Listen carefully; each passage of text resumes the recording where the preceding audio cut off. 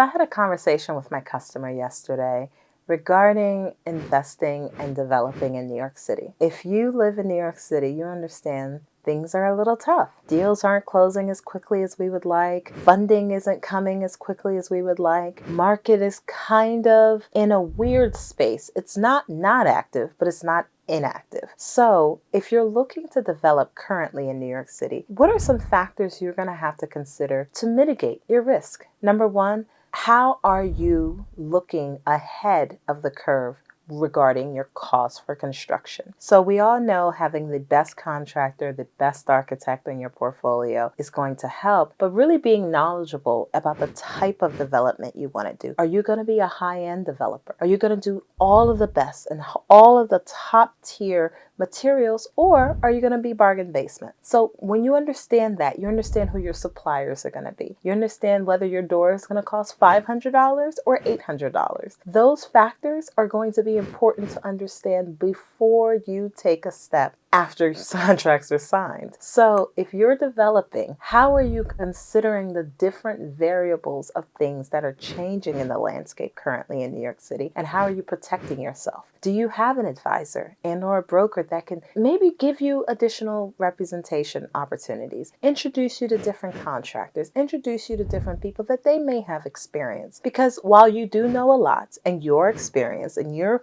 an expert in what you do, maybe there are other opinions. Maybe there are other people that can help you along.